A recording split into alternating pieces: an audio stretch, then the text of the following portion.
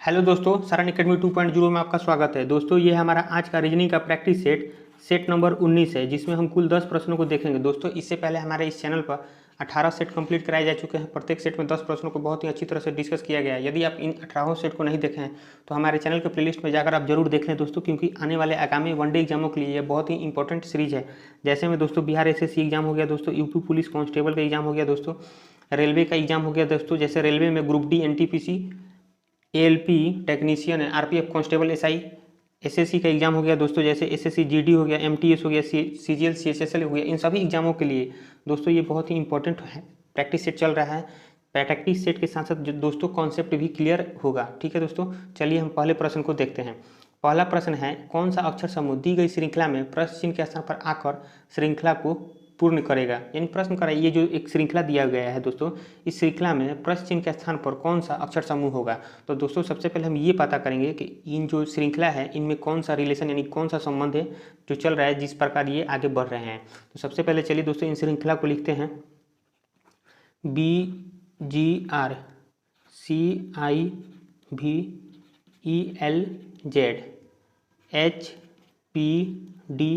HPDLUH। तो दोस्तों सबसे पहले आपको ये पता होना चाहिए कि कुल अल्फ़ाबेट 26 होते हैं और 26 अल्फ़ाबेट का एक अपना स्थान होता है। जैसे बी कितने नंबर पर आता है तो 2 नंबर पर आता है, और सी कितने नंबर पर आता है दोस्तों 3 नंबर पर, ई कितने नंबर पर आता है 5 नंबर पर, और एच कितने नंबर पर आता है 8 नंबर पर, और एल कितने नंबर पर आता है दोस्तों 12। तो दोस्तों यहाँ से आप देखिएगा, अगर 2 से 3 आने के लिए हमें क्या करना पड़ेगा, तो बी में 1 जोड़ना पड़ेगा। फिर उसी प्रकार सी से ई आने के लिए क्या करना पड़ेगा दोस्तों, 3 में 2 जोड़ना पड़ेगा। ठीक है दोस्तों, आगे देखिएगा एच का 8 होता है, यानी कि 5 से 8 आने के लिए हमें कितना जोड़ना पड़ेगा दोस्तों, +3 करना पड़ेगा। फिर 8 से 12 आने के लिए दोस्तों कितना जोड़ना पड़ेगा, +4 जोड़ना पड़ेगा। तो दोस्तों यहाँ से आप दिख रहा होगा कि जो पहला लेटर है हमारा, पहले लेटर में सभी में क्या हुआ है कि 1 जोड़ा गया है, फिर आगे 1 बढ़ाकर 2 जोड़ाया गया है, फिर आगे 1 बढ़ाकर 3, फिर 4। तो आगे इस एल जो है, एल में कितना जोड़ना पड़ेगा दोस्तों, यानी कि 5। तो 12 में 5 जोड़िएगा तो कितना होगा दोस्तों 17, और 17 किसका कोड होता है दोस्तों, तो क्यू का। यानी प्रश्न चिन्ह के स्थान पर हमारा पहला लेटर क्या होगा, क्यू होगा। चलिए दोस्तों उसी प्रकार दूसरे लेटर को चेक करते हैं। तो दूसरा लेटर जी है, जी का कोड कितना होता है दोस्तों 7 होता है, और आई का कितना होता है 9। तो यहाँ से आप देखिए दोस्तों 7 से 9 आने के लिए क्या करना पड़ेगा दोस्तों, +2 जोड़ना पड़ेगा। फिर एल का कितना होता है दोस्तों, तो 12 होता है, यानी कि 9 से 12 आने के लिए हमें कितना जोड़ना पड़ेगा दोस्तों, तो +3 जोड़ना पड़ेगा। फिर आगे देखिएगा पी का 16 होता है और एल का 12 होता है, यानी कि 12 से 16 आने के लिए कितना जोड़ना पड़ेगा दोस्तों, तो +4 जोड़ना पड़ेगा। फिर आगे देखिएगा यू का कितना होता है दोस्तों, 21 होता है, यू का 21 होता है, यानी कि 16 से 21 आने के लिए कितना जोड़ना पड़ेगा दोस्तों, तो +5 जोड़ना पड़ेगा। यहाँ आप देख रहे होंगे दोस्तों कि दूसरे लेटर में क्या हुआ है, पहले 2 जोड़ा है, फिर 3 जोड़ा है, फिर 4 जोड़ा है और 5 जोड़ा है। तो इसके बाद कौन सा संख्या जोड़ेगा, तो 6।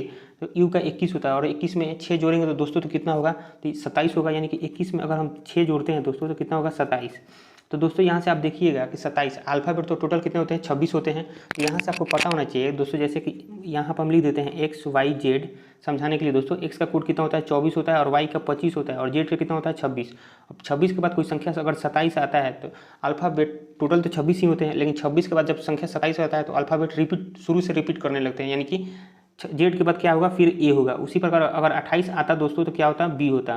तो यहाँ पर यू का 21 है, 21 में हम 6 जोड़ेंगे तो 27 होगा, और 27 के लिए क्या होगा दोस्तों, तो ए आएगा। ठीक है दोस्तों, और ए का वास्तविक कोड कितना होता है 1 होता है, तो यहाँ पर लिखेंगे दोस्तों ए। फिर तीसरा लेटर चेक करेंगे दोस्तों। तो यहाँ से आप देखिएगा आर का 18 होता है कोड, और भी का 22 होता है, यानी कि 18 से 22 आने के लिए हमें क्या करना पड़ेगा दोस्तों, तो +3 जोड़ना पड़ेगा। ठीक है दोस्तों, फिर आगे आप चलिएगा दोस्तों। तो जेड का कितना होता है 26, यानी कि 22 में कितना जोड़ेंगे, तो 22 में अगर हम 4 जोड़ेंगे, देखिए आर का 18 होता है और 18 और सी का कितना होता है, भी का कितना होता है दोस्तों 22 होता है, यानी कि 18 में हम 4 जोड़ेंगे। यहाँ पर कितना जोड़ेंगे 4, गलती से दोस्तों 3 लिख दिए हैं, तो 4 होगा दोस्तों। 18 में 4 जोड़ेंगे तो 22, और 22 में कितना जोड़ेंगे कि 26 आएगा, तो 22 में 4 जोड़ेंगे दोस्तों तो 26 होगा। उसी प्रकार आगे डी है, डी का कितना कोड होता है 4 होता है, यानी कि 26 में हम अगर 4 जोड़ते हैं तो डी आएगा। यानी कैसे आएगा दोस्तों, देखिए 26 में 4 जोड़िएगा तो 30 होगा, और 30 होगा दोस्तों। तो यहाँ से आप देखिएगा 27 के लिए ए है, 28 के लिए बी है, तो 29 के लिए क्या होगा सी होगा, और 30 के लिए क्या होगा दोस्तों डी होगा। तो उसी प्रकार यहाँ डी, और डी का वास्तविक कोड 4 होता है। फिर आगे देखिएगा दोस्तों एच का कोड कितना होता है 8 होता है, तो डी का 4 है, तो 4 से 8 आने के लिए क्या करना पड़ेगा दोस्तों, तो +4 करना पड़ेगा। तो दोस्तों यहाँ से आप देखिएगा जो लास्ट का तीसरा लेटर है सभी में क्या जोड़ा गया है, तो 4 जोड़ा गया है। तो ठीक है दोस्तों, तो आगे भी हम क्या करेंगे 4 जोड़ेंगे, यानी कि एच का कोड 8 है, 8 में 4 जोड़िएगा तो कितना होगा 12, और 12 किसका होता है दोस्तों, तो एल का होता है, यानी कि यहाँ पर क्या होगा एल का कोड 12 होगा। यानी प्रश्न चिन्ह के स्थान पर हमारा कौन सा अक्षर समूह होगा, तो QAL होगा। QAL कहाँ दोस्तों दिया गया है, यहाँ पर दिया गया है दोस्तों। प्रिंटिंग में थोड़ा गलत हो गया है, यानी कि इसका ऑप्शन नंबर सी होगा। सी की जगह कौन सा होगा, तो QAL होगा। तो दोस्तों मुझे उम्मीद है कि ये प्रश्न आपको अच्छी तरह से समझ में आया होगा। चलिए नेक्स्ट प्रश्न को देखते हैं। क्वेश्चन नंबर 2 है, 7 व्यक्ति ABCDEF और G एक सीधी पंक्ति में उत्तर की ओर मुंह करके बैठे हैं। जैसे 7 व्यक्ति हैं और एक सीधी पंक्ति में उत्तर की ओर मुंह करके बैठे हुए हैं। ए बाईं ओर दूसरे स्थान पर बैठा है। ए और सी के बीच केवल 2 व्यक्ति बैठे हैं। डी और एफ के बीच केवल 3 व्यक्ति बैठे हैं। डी ए के ठीक बगल में है, बी डी के ठीक बगल में है, ई सी के ठीक बगल में नहीं है, ई जो है सी के ठीक बगल में नहीं है। तो प्रश्न पूछ रहा है कि अंतिम बाएं सिरे पर कौन बैठा है। तो सबसे पहले दोस्तों एक पंक्ति लेंगे। तो यहाँ से देखिएगा दोस्तों, एक पंक्ति लेंगे, ठीक है, और कह रहा है 7 व्यक्ति। तो सबसे पहले इस पंक्ति में 7 व्यक्ति यानी कि 7 सीट बैठाएंगे। तो 1 हो गया, 2 3 4 5 6 और 1 7, ठीक है दोस्तों। तो पंक्ति का बाएं सिरा ये कहलाता है। बाएं सिरा कौन सा कहलाता है दोस्तों, तो ये, और दाएं सिरा ये कहलाता है, ठीक है दोस्तों। तो दोस्तों यहाँ से आप देखिएगा, कह रहा है कि एक सीधी पंक्ति में उत्तर की ओर मुंह करके बैठे हैं। मुंह किधर किए हैं, तो उत्तर की ओर। तो उत्तर दोस्तों हमेशा ऊपर की ओर होता है और दक्षिण हमेशा नीचे की ओर होता है, ठीक है। और बाएं दिशा की ओर कौन सा होता है, तो बाएं दिशा की ओर होता है पश्चिम, और दाएं दिशा की तरफ पूर्व दिशा होता है, ठीक है दोस्तों। तो हमें प्रश्न कर रहा है कि सीधी पंक्ति में उत्तर की ओर, यानी कि एरो का निशान ऊपर दे देंगे क्योंकि उत्तर ऊपर होता है दोस्तों, ठीक है। अब आगे प्रश्न को देखते हैं। तो ए बाईं ओर से दूसरे स्थान पर बैठा है। ए जो कहाँ बैठा है, तो बाईं ओर से दूसरे स्थान पर। तो दोस्तों बाईं ओर ये होगा और दूसरा स्थान यानी कि ए कहाँ बैठेगा दोस्तों, यहाँ बैठेगा। फिर आगे देखिएगा दोस्तों, ए और सी के बीच केवल 2 व्यक्ति बैठे हैं। ए और सी के बीच कितने व्यक्ति बैठे हैं दोस्तों, तो केवल 2 व्यक्ति। तो यहाँ से आप देखिएगा दोस्तों, सी को हम इधर नहीं बैठा सकते क्योंकि इधर तो एक ही सीट खाली है, तो सी को इधर बैठाना पड़ेगा। और कह रहा है प्रश्न में कि ए और सी के बीच कितने व्यक्ति हैं, तो 2 व्यक्ति हैं। तो यहाँ पर क्या लिखेंगे दोस्तों, सी, और सी के बीच देखिए 2 सीट खाली है। फिर आगे देखेंगे दोस्तों, डी और एफ के बीच केवल 3 व्यक्ति बैठे हैं, लेकिन ये क्लियर नहीं हो रहा है दोस्तों कि डी और एफ कहाँ बैठेंगे। तो चलिए आगे बढ़ते हैं। डी ए के ठीक बगल में है। डी कहाँ है, तो ए के ठीक बगल में है। तो ए के लिए देखिए दोस्तों, डी या तो यहाँ बैठ सकता है या यहाँ बैठ सकता है, लेकिन यहाँ से क्लियर नहीं है, कन्फर्म नहीं क्लियर है डी कहाँ बैठेगा। फिर आगे है कि बी डी के ठीक बगल में, बी जो है डी के ठीक बगल में। तो दोस्तों अगर डी को हम यहाँ बैठाते हैं तो क्या बी के लिए बैठने की जगह है, नहीं है, यानी कि डी को किसी भी सूरत में यहीं बैठाना पड़ेगा, तभी तो सीट खाली है अगल बगल। तो यानी कि कह रहा है प्रश्न में कि बी जो है डी के ठीक बगल में, तो डी को हम यहाँ बैठाएंगे और बी कहाँ बैठेगा, यहाँ बैठेगा। फिर आगे प्रश्न देखिएगा दोस्तों, तो ई सी के ठीक बगल में नहीं है। ई जो है सी के ठीक बगल में, तो सी यहाँ पर है और एक सीट यहीं खाली है, तो दोस्तों ई यहाँ पर नहीं बैठेगा। जब ई यहाँ पर नहीं बैठेगा तो एक हमारा लास्ट का सीट कौन बच रहा है, या तो ये यहाँ बच रहा है और यहाँ बच रहा है दोस्तों, ठीक है। तो यहाँ से आप देखिएगा दोस्तों, प्रश्न में कह रहा है फिर से यहाँ पर कि डी और एफ के बीच केवल 3 व्यक्ति हैं। डी और एफ के बीच केवल कितने, तो 3 व्यक्ति। तो दोस्तों डी यहाँ बैठा हुआ है और एफ को बैठाएंगे इधर, तो क्या इसके बीच 3 व्यक्ति के लिए सीट खाली है, नहीं है। लेकिन अगर दोस्तों यहाँ पर अगर हम एफ को बैठाते हैं, कहाँ पर, तो दोस्तों आप देखिएगा यहाँ पर अगर हम एफ को बैठाते हैं तो डी और एफ के बीच कितने 3 व्यक्ति चाहिए, तो 1 2 3 खाली है, ठीक है दोस्तों। तो एफ यहाँ बैठ गया और ई जो है सी के ठीक बगल में नहीं है, तो ई जब यहाँ नहीं बैठेगा तो कहाँ बैठेगा दोस्तों, तो यहाँ बैठेगा। अब हमारा बचा एक सीट, तो एक सीट किस व्यक्ति के लिए बचा है, तो जी के लिए, यानी कि जी बचा है तो जी को यहाँ बैठा देंगे। अब ये देखेंगे कि प्रश्न में पूछ क्या रहा है, तो अंतिम बाएं सिरे पर कौन बैठा है। तो अंतिम बाएं सिरे पर कौन बैठा है दोस्तों, तो ई बैठा है, यानी कि क्वेश्चन नंबर 2 का राइट आंसर क्या होगा, ऑप्शन नंबर ए। तो दोस्तों मुझे उम्मीद है कि ये प्रश्न भी आपको अच्छी तरह से समझ में आया होगा। चलिए नेक्स्ट प्रश्न को देखते हैं। क्वेश्चन नंबर 3 है, किस विकल्प में निम्नलिखित शब्दों का वह क्रम दिया गया है जिस क्रम में वे अंग्रेजी शब्दकोश में आते हैं। यानी प्रश्न कर रहा है कि जिस प्रकार दोस्तों डिक्शनरी में जिस प्रकार हम वर्डों को सजाते हैं, जैसे ए पहले बी सी डी, जिस प्रकार वर्डों को सजाते हैं उसी प्रकार इन सभी वर्डों को सजाना है, और सजाने के बाद कौन सा क्रम होगा इन चारों ऑप्शन में से हमें ये बताना है। तो दोस्तों आप देखिएगा कि सभी में जी एल कॉमन है, सभी में क्या है, जी एल, सभी में देखिएगा दोस्तों तो कॉमन है। जी एल ओ, यहाँ पर भी जी एल ओ, यानी कि सभी में जी एल ओ कॉमन है दोस्तों। फिर जी एल ओ के बाद आगे बढ़िएगा तो बी भी है, यहाँ पर भी बी, सभी में बी है, यानी कि बी तक कॉमन है, जी एल ओ बी तक सभी में कॉमन है। लेकिन यहाँ से आप देखिएगा बी के बाद कोई लेटर दिख रहा है आपको, कहीं नहीं दिख रहा है, यानी कि हमारा पहला तो 1 होगा, ठीक है। और बी के बाद आगे बढ़ते हैं दोस्तों, तो बी के बाद यहाँ यू दिया हुआ है और यहाँ ए दिया हुआ है, ठीक है दोस्तों। यहाँ बी के बाद ई दिया हुआ है और यहाँ ओ के बाद, यहाँ पर आप देखिएगा दोस्तों, तो यहाँ पर ओ के बाद ओ दिया हुआ है, यानी कि पहले तो हम क्या लेंगे, पहले ए लेंगे, क्योंकि बी के बाद पहले ए, ठीक है दोस्तों। तो यानी कि पहला 3 होगा, जब 3 हो गया दोस्तों तो ये तो हो गया, उसके बाद कौन बचा, तो ये हमारा 2 और 4 और 5 बचा था। 2 4 5 में देखिएगा G L O B, GLOB, यहाँ पर GLO है तो पहले बी वाले को देखेंगे दोस्तों, तो BE है और BU है, यानी कि पहले तो 4 2 5 होगा, 4 2 और 5, यानी कि हमारा कौन सा ऑप्शन होगा, 1 3 4 2 5, 1 3 4 2 5, यानी क्वेश्चन नंबर 3 का राइट आंसर क्या होगा दोस्तों, ऑप्शन नंबर डी। तो दोस्तों मुझे उम्मीद है कि ये प्रश्न आपको अच्छी तरह से समझ में आया होगा। चलिए नेक्स्ट प्रश्न को देखते हैं।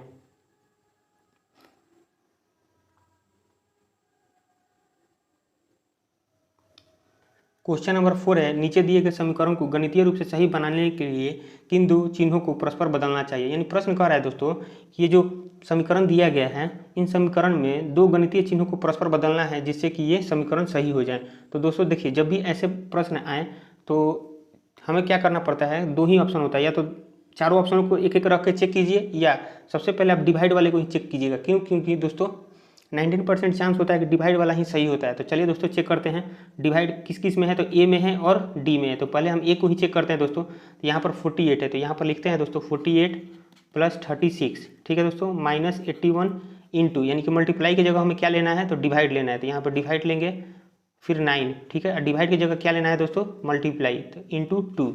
अब इसे सॉल्व करेंगे दोस्तों, तो सॉल्व कीजिएगा तो 48 और 36 कितना होता है, तो 8 6 14 का 4 हासिल 1 4 3 7 1 8 84, माइनस 81 है और 9 है। तो यहाँ से दोस्तों, यहाँ से हम लिख सकते हैं 81/9 × 2।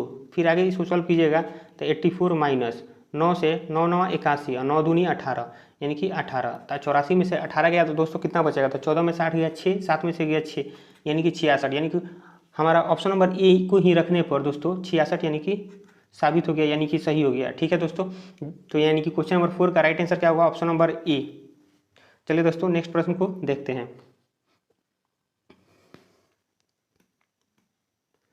क्वेश्चन नंबर 5 है, उस विकल्प का चयन करें जो तीसरे पद से उसी प्रकार संबंधित है जिस प्रकार दूसरा पद पहले पद और छठा पद पांचवें पद से संबंधित है। यानी प्रश्न कह रहा है कि जिस प्रकार दूसरा पद पहले से जिस प्रकार संबंधित है और छठा पांचवा से जिस प्रकार संबंधित है, उसी प्रकार प्रश्न चिन्ह के स्थान पर कौन सी संख्या होगी जो तीसरी से संबंधित होगी। तो दोस्तों यहाँ से आपको दिख रहा होगा कि ये 225 जो है एक वर्ग संख्या है। वर्ग संख्या है, किसकी वर्ग संख्या है, तो दोस्तों 15 का अगर वर्ग कीजिएगा तो कितना होता है, 225 होता है।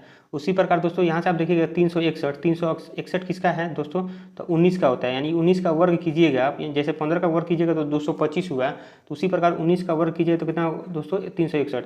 यहाँ से आपको दिख रहा होगा दोस्तों कि 13 और 15 में क्या रिलेशन है। 13 में अगर हम 2 जोड़ेंगे तो 15, और 15 का क्या किया है, वर्ग किया है। फिर यहाँ पर भी आप देखिए दोस्तों 17 में और 19 में, तो 2 जोड़ेंगे, 2 जोड़ने के बाद क्या किया गया है, वर्ग किया गया है। तो दोस्तों उसी प्रकार 16 में अगर हम 2 जोड़ेंगे तो दोस्तों कितना होगा, 18, 16 में प्लस 2 जोड़िएगा तो कितना होगा दोस्तों, 18, और 18 को क्या करना है, वर्ग करना है। तो 18 का वर्ग करेंगे तो कितना आएगा दोस्तों, 324, यानी प्रश्न चिन्ह के स्थान पर कौन सा संख्या होगा, तो 324 होगा। यानी क्वेश्चन नंबर 4 का राइट आंसर क्या, क्वेश्चन नंबर 5 का राइट आंसर क्या होगा, ऑप्शन नंबर सी।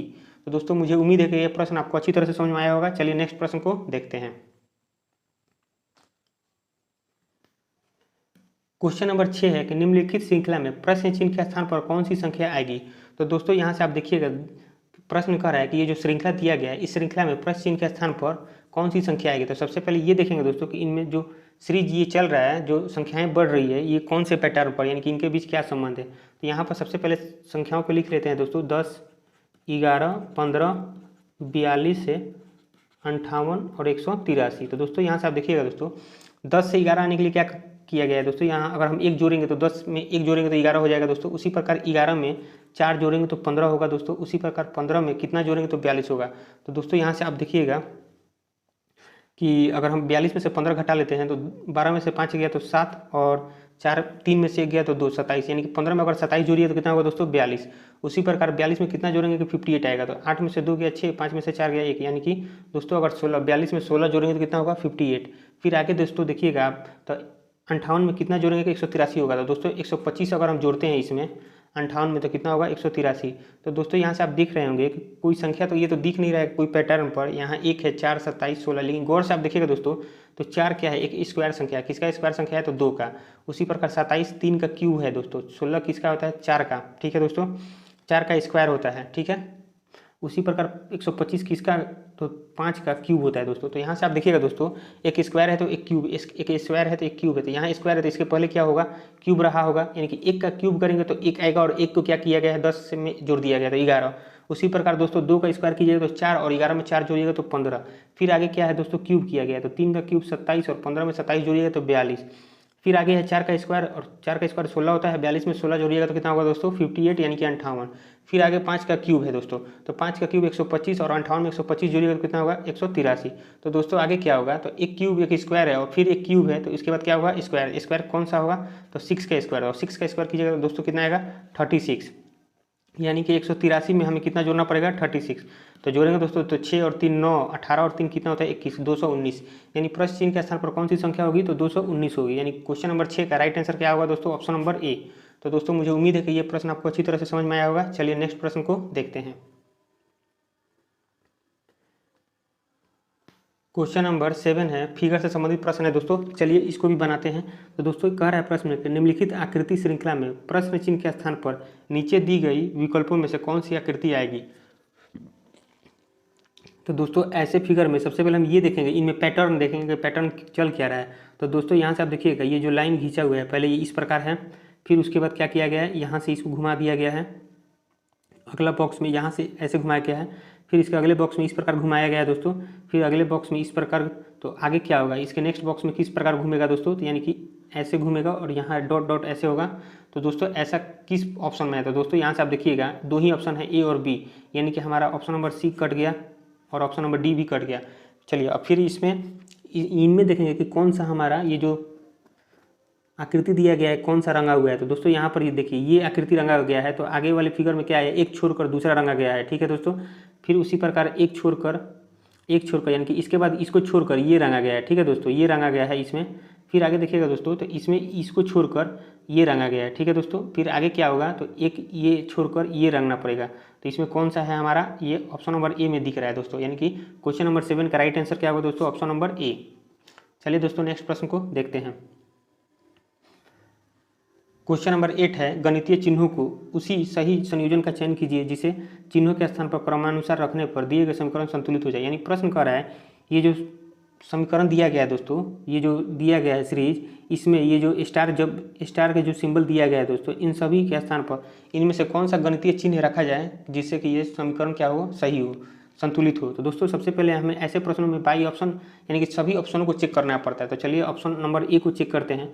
तो यहाँ से लिखेंगे 11, क्या लेना है तो पहले मल्टीप्लाई है तब divide plus is equal to, तो डिवाइड, ठीक है दोस्तों, पहले मल्टीप्लाई लेंगे, मल्टीप्लाई 10, फिर डिवाइड 10 और प्लस 240 इज इक्वल टू 2। तो दोस्तों यहाँ से आप देखिएगा कि 11 गुने 10, 10 बटा 10 प्लस 240, तो यहाँ से 0 से 0 खत्म, यहाँ 11 और प्लस 240, क्या हम 11 240 जोड़ेंगे तो क्या हमें 2 प्राप्त होगा दोस्तों। तो यानी कि ये ऑप्शन रखने पर हमारा ऑप्शन नंबर ए रखने पर गलत हो जाएगा, ठीक है। तो दूसरा option option number B check करते हैं दोस्तों। तो यहाँ से देखिए 11 क्या लेना है मल्टीप्लाई लेना है, फिर 10 plus is equal to 240 divide 2। तो यहाँ से दोस्तों यहाँ पर देखिए 10 छूट गया है, ठीक है दोस्तों, यहाँ 10 छूट गया था। तो यहाँ से देखिए 11 में अगर 10 से मल्टीप्लाई करेंगे तो कितना होगा 110, अब प्लस 10 इज इक्वल टू 240 को 2 से डिवाइड कीजिए तो कितना होगा 120। तो ये 110 में 10 जोड़िएगा तो कितना होगा दोस्तों 120, यानी कि ये हमारा समीकरण क्या है दोस्तों संतुलित हो गया, यानी कि क्वेश्चन नंबर 8 का राइट आंसर क्या होगा ऑप्शन नंबर बी। चलिए दोस्तों नेक्स्ट प्रश्न को देखते हैं। क्वेश्चन नंबर 9 है, दिए गए आकृति के सही दर्पण प्रतिबिंब का चयन करें जब दर्पण को MN पर रखा जाए, जैसे कि नीचे दिए गए दर्शाया गया। जैसे दोस्तों MN एक दर्पण है, MN क्या है एक दर्पण है दोस्तों, ठीक है। इस दर्पण के सामने ये जो आकृति रखा गया है दोस्तों, तो इस आकृति का प्रतिबिंब दर्पण में कैसा बनेगा ये हमें बताना है। तो दोस्तों ऐसे में इन सभी आकृति का प्रतिबिंब यहाँ पर हम बनाएंगे नहीं, बाई ऑप्शन चेक करेंगे, यानी कि ऑप्शन के माध्यम से इसे चेक कर लेंगे। तो दोस्तों यहाँ एस है, ठीक है, तो आप सभी में देखिएगा तो एस सभी में एक जैसा ही है। चलिए एस को छोड़ते हैं, फिर आगे देखते हैं ए। तो ए यहाँ ए भी सभी में क्या है दोस्तों कॉमन है। सी 6 है, यानी कि 6 है, तो दोस्तों सभी में 6 क्या है कॉमन है। फिर आगे 5 है, तो यहाँ पर भी देखिए सभी में 5 है जो दोस्तों। फिर आगे जी है, तो जी यहाँ पर देखिएगा दोस्तों, हाँ तो दोस्तों यहाँ से आप देखिएगा ए बी डी में जी कॉमन है, लेकिन यहाँ सी में छोटा जी दिया गया है। तो दोस्तों यहाँ जब कैपिटल जी है तो प्रतिबिंब कैपिटल ही दिखाएगा, ना कि बड़ा से छोटा या छोटा से बड़ा होगा, यानी कि हमारा ऑप्शन नंबर सी यहाँ से कट गया। फिर आगे बढ़ेंगे दोस्तों तो ई है, तो ई यहाँ पर भी है, ई सभी में कॉमन है। फिर आगे 7 है, तो 7 देखिएगा दोस्तों सभी में सेम ही है। फिर आगे 8 है, तो 8 भी सभी में क्या है दोस्तों सेम ही है। फिर 4 है, तो 4 भी सभी में क्या है सेम ही है। फिर आगे क्या है आर है, तो दोस्तों यहाँ आर देखिए यहाँ पर भी आर सेम है, ठीक है दोस्तों, यहाँ पर भी सही है सेम है, लेकिन यहाँ छोटा आर दिखा रहा है यानी कि स्मॉल। तो क्या कभी भी कोई बड़ा लेटर होगा तो उसका प्रतिबिंब हमेशा छोटा लेटर होगा, नहीं होगा, बड़ा ही होगा। तो इस यानी कि ऑप्शन नंबर बी भी हमारा नहीं होगा। अब बचा कौन, ए और डी। फिर आगे क्या है दोस्तों, टी। तो यहाँ पर देखिए कैपिटल टी है और यहाँ छोटा टी है, यानी कि ये भी कट गया दोस्तों। यानी कि कौन सा बचा, ऑप्शन डी, यानी क्वेश्चन नंबर 9 का क्या होगा, ऑप्शन नंबर डी। जब भी ऐसे प्रतिबिंब वाला फिगर आए दोस्तों तो इसको बाई ऑप्शन यानी कि इसी प्रकार बनाते हैं। ठीक है, चलिए नेक्स्ट प्रश्न को देखते हैं। क्वेश्चन नंबर 10 है, एक निश्चित कूट भाषा में बारक शब्द को अंकिक तरीके से 5132 के रूप में कूटबद्ध किया जाता है। बेंड शब्द को अंकी के तरीके से 5749 के रूप में कूटबद्ध किया जाता है। तो उसी कूट भाषा में बियर्ड को शब्द को अंकिक तरीके से किस रूप में कूटबद्ध किया जाएगा। तो दोस्तों यहाँ से आप देखिएगा, अगर हम बी का कोड लिखते हैं, बी का कोड कितना होता है दोस्तों, 2 होता है, और ए का 1 होता है, आर का 18 होता है और के का 11 होता है। तो यहाँ से आप देखिएगा 2, 1, 18, 11। तो इसमें तो कोई दिख नहीं रहा है दोस्तों, यानी कि ये तो होगा नहीं, ये पैटर्न नहीं चलेगा। तो दोस्तों कौन सा पैटर्न चलेगा, तो यहाँ से आप देखिएगा बी के लिए अगर 5 इस्तेमाल किया गया है, यहाँ पर भी बी के लिए 5 लिया गया है, तो अगला यहाँ पर भी बी के लिए क्या होगा। तो सबसे पहले यहाँ लेटर लिख लेते हैं दोस्तों, BEARD। तो बी के लिए हमें क्या करना पड़ेगा, 5 लिखना पड़ेगा। ठीक है दोस्तों, ई है। अब ई के लिए दोस्तों यहाँ पर ई 2 नंबर पर है, यहाँ पर देखिए ई के लिए क्या इस्तेमाल किया गया है, 7 लिखा गया था, यहाँ पर कोड 7 होगा। फिर ए के लिए दोस्तों, तो ए यहाँ पर है, ए के लिए क्या कोड इस्तेमाल किया गया है दोस्तों, 1 लिखा गया है, तो 1 लिखेंगे। फिर आर है दोस्तों, तो आर के लिए दोस्तों यहाँ पर आप देखिए आर के लिए क्या कोड है, 3 है, तो यहाँ पर क्या लिखेंगे दोस्तों, तो 3 लिखेंगे। फिर डी है, तो डी के लिए 9 कोड है दोस्तों, तो यहाँ पर 9 लिखेंगे। यानी कि बीएड के लिए कौन सा हमारा अंकीय संख्या होगा, तो 57139 यानी क्वेश्चन नंबर 10 का राइट आंसर क्या होगा दोस्तों, ऑप्शन नंबर डी। तो दोस्तों हमारा आज का 10 प्रश्न कंप्लीट हुआ। दोस्तों यदि पसंद आया तो वीडियो को लाइक और चैनल को सब्सक्राइब जरूर करें। थैंक यू दोस्तों।